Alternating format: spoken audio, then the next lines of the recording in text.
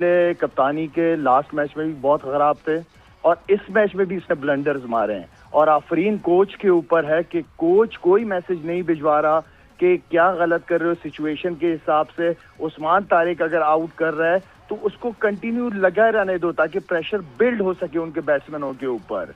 वो हमने बहुत बड़ा ब्लंडर मारा है। एंड देन फिर आप, खैर मेरी अपनी राय थी कि क्योंकि बाबर जो है वो चौथे नंबर पे, उसने आज भी वही 24 बॉलें खेली 25 रन, जिसके बारे में मैं बार बार कहते हुए आया हूं। अगर उसको खिलाना ही है, अगर खिलाना है तो उसको ओपन करवाएं और साइम अयूब को तीसरे नंबर पे लेके आए, क्योंकि साइम अयूब परफॉर्म नहीं किए जा रहा और बाबर जो है वो ओपन एटलीस्ट नया बॉल, क्योंकि नया बॉल यहाँ पे होता है, बॉलर्स करते हैं, अच्छे बॉलरों के खिलाफ खेलते हो, आपको एक प्रॉपर बैट्समैन चाहिए होता है कि जो प्रॉपर क्रिकेटिंग शॉट्स खेले, क्योंकि दूसरी तरफ से आपके पास सबसे ज्यादा फरहान है जो कि अच्छा खेलता है, खुल के खेलता है वो लड़का, लेकिन आप दोनों एंड से एक वक्त में चांस नहीं लेते। तो वो एक थी चीज। और मैं समझता हूँ कि यहाँ पे जो है वो अबरार का मैं लाजमी कहूंगा कि मेरे लिए तो बड़ा एक सरप्राइज था कि अबरार जैसा बॉलर नहीं, आप नवाज को खिला रहे हो, आधा तीतर आधा बटेर के, आधी बैटिंग कर लेगा, थोड़ी सी बॉलिंग कर लेगा, ऐसा नहीं होता। ये इंग्लैंड की टीम है, इंग्लैंड की टीम है, बड़ी टीम है, आपको जेन्युइन बॉलर चाहिए होते हैं। और अबरार की अगर पास की परफॉर्मेंसेज देखें तो आउटस्टैंडिंग परफॉर्मेंसेज रही हैं उसकी। तो हमारा हमने, मैं समझता हूँ कि 20 से 25 रन हमने शॉट भी किए, हमने बॉलिंग में बहुत अच्छा स्टार्ट किया। शाहीन के साथ अगर दूसरा स्पेल किसी का लग जाता तो मेरे ख्याल में हमने 50 पे 4 तो आउट कर दिए थे उनके। तो असल काम जो कप्तान का था कि प्रेशर उनके ऊपर डाले रखते, ना आपने स्लिप ली, ना आपने जो हमारा ट्रम्प कार्ड था उस्मान तारिक, ना आपने उससे बॉलिंग दूसरा ओवर करवाया। आई मीन कि इतने बड़े ब्लंडर्स मारोगे तो फिर आप क्या चाह रहे हो कि आप मैच जीतोगे क्या? और आप वो दोबारा कहूंगा कि कोच साहब बैठे हुए हैं वहां पे, कप्तानी हमारे ये प्रॉब्लम रही है कप्तानी की कि जो मुश्किल सिचुएशन होती है वहां पे कप्तान का जो रोल है वो सही तरीके से सही डिसीजन नहीं ले पाता कप्तान। इसलिए उसकी वजह होती है जब वीक कप्तान का मतलब ये कि जब कप्तान परफॉर्म नहीं कर रहा होता, लीड फ्रंट से लीड नहीं कर रहा होता। जैसे आज ब्रुक्स की बात करूं तो वो प्रेशर में थे वो लोग, लेकिन उनका कप्तान टीम को लेके चला गया all the way, sensible inning, single double come dot balls खेली और अपनी टीम को एक जबरदस्त प्लेटफॉर्म दिया उन्होंने। इंग्लैंड चली गई है सेमीफाइनल में, आपने मुझे जो समझना है आप समझ लें, लेकिन मैं ओपन होकर ये बात बता रहा हूं आपको कि पाकिस्तान टीम डिजर्व नहीं करती थी ये गेम जीतना। इतनी घटिया कप्तानी की है सलमान अली आगा ने, वो टीम क्यों जीते जो शादाब खान को ऑन द ट्रॉट 3 ओवर करवा दे और उस्मान तारिक को विकेट लेने के बावजूद बचा के रखे। वो टीम कैसे जीते जिसको इस चीज की अवेयरनेस नहीं है कि हम कोई 25-30 रन शॉर्ट हैं? वो टीम कैसे जीते जिसने हर सिंगल को डबल में कन्वर्ट करवाया है? वो टीम कैसे जीते जो 24 बॉलों पे 25 करने वाले बल्लेबाजों को बैक करे? वो टीम कैसे जीते जो 37 पे 50 करने वालों को बैक करे? वो टीम कैसे जीते जो अपने सबसे अच्छे लेग स्पिनर को इसलिए बख्शे कि he can bat as well? Pakistan team आज इंग्लैंड के अगेंस्ट आप जीतना डिजर्व नहीं करते थे। आज मुझे कोई दुख नहीं है कि पाकिस्तान हारा है, क्योंकि हमने कोई ठेका लिया है क्रिकेट का, हमारी इजाद है क्रिकेट, हम ऑन करते हैं क्रिकेट को। They were the better side, they had a plan. उनके कप्तान ने 1 डाउन आके हमारी ईंट से ईंट बजा दी है, उनके कप्तान ने चार्ज किया है और हमारे कप्तान ने इतनी गलतियां की हैं, आज इतनी गलतियां की हैं कि आप अगर उनको लिखना चाहें तो एक किताब बन सकती है। सलमान अली आगा, जब किसी बॉलर को छक्का या चौका पड़ जाता है ना, आपको बॉलर के पास जाना होता है। आप खड़े होके अजीब से रिएक्शन दे रहे हैं ये वाले। मैं कोई यहां पे आपको डिग्रेड नहीं करना चाह रहा, लेकिन आपको बता रहा हूं कि आपने कितनी मठी कप्तानी की है। सलमान अली आगा, आज से 3-4 साल पहले अगर आप भी किसी को बताते ना कि मैं फ्यूचर में पाकिस्तान का कप्तान होऊंगा, तो शायद आपके करीबी दोस्त भी नहीं मानते।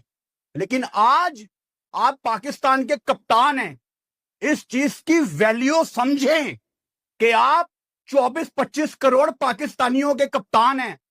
आप लोग बाज नहीं आते यार।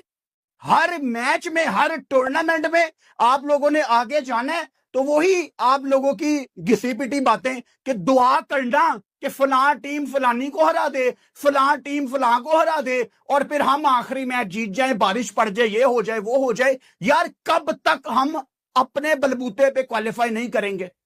सुनहरी मौका था आपके पास। आज इंग्लैंड को हरा के आपने 80% अपना सेमीफाइनल लॉक कर लेना था। इंग्लैंड क्वालिफाई कर गई है ऑफिशियली, क्योंकि उन्होंने लंका को भी हराया है। बोर्ड में जो थिंक टैंक होता है ना, वो हमें नजर नहीं आता।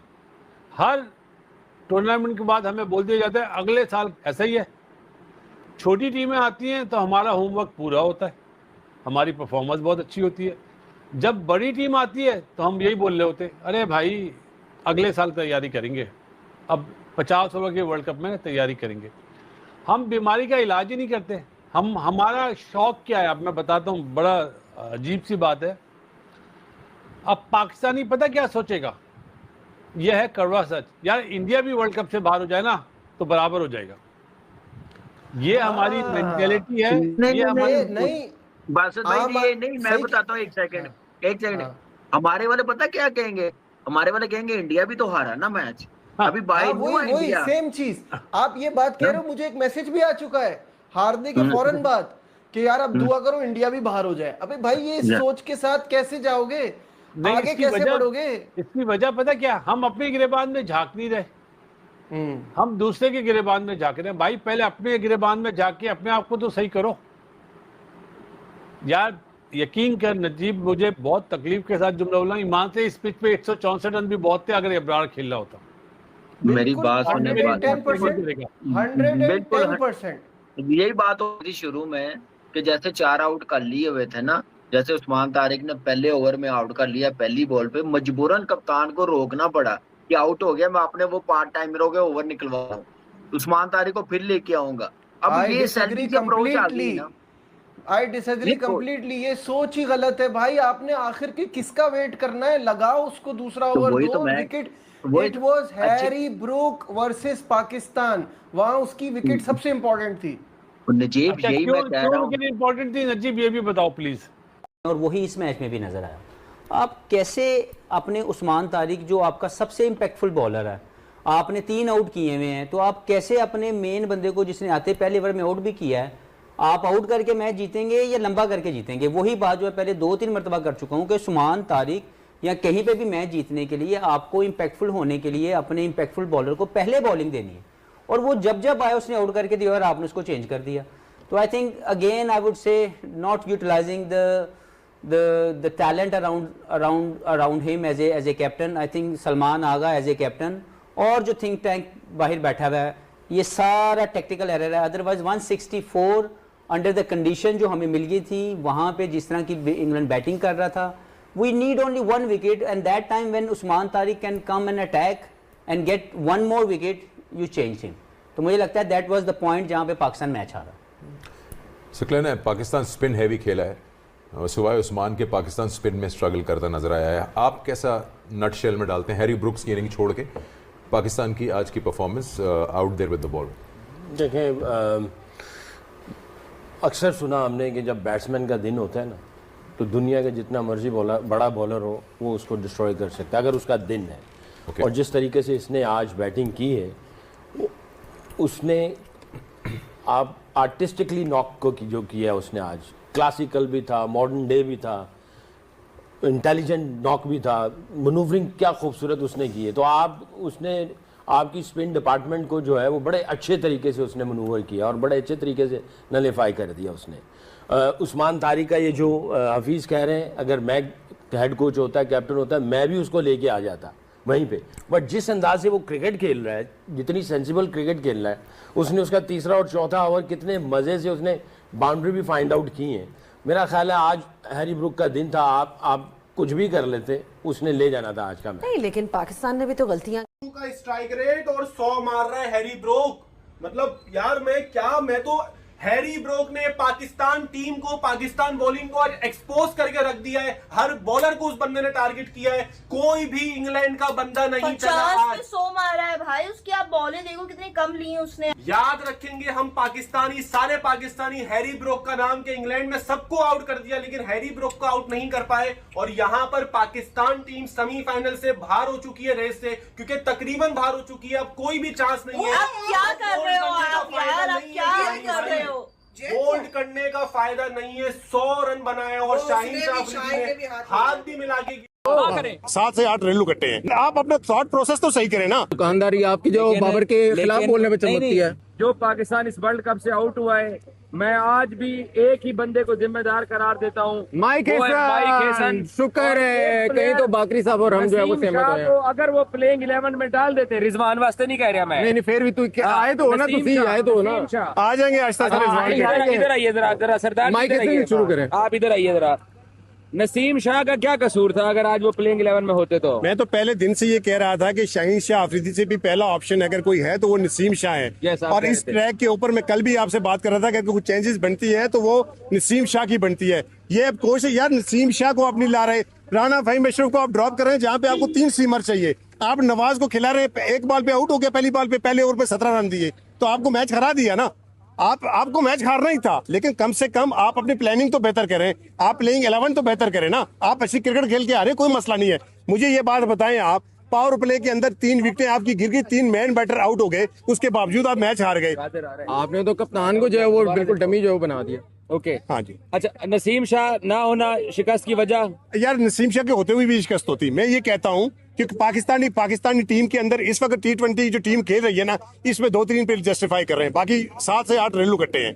इनके बगैर पाकिस्तान नहीं जीत सकता, पाकिस्तान फिर भी हारता हो सकता, लेकिन आप अपना थॉट प्रोसेस तो सही करें ना। आपकी कंडीशन डिमांड क्या कर रही है, उसके मुताबिक टीम तो खिलाए ना। रिजल्ट तो बाद में देखा जाएगा, रिजल्ट आपने वैसे ही कोर्ट से जीतना है, आपने तुक्का मारना है। ख्वाजा बाबर का पाकिस्तान के T20 का कैरियर में एंड समझूं?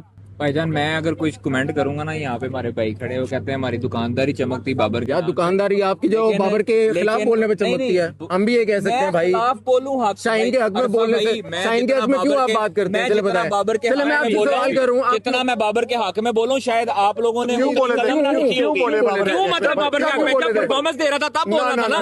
अभी तो दे रहे हैं ना सरदार साहब, आप दे रहे हैं, आपको देने का मौका तो दो, आपको देने का मौका तो दो।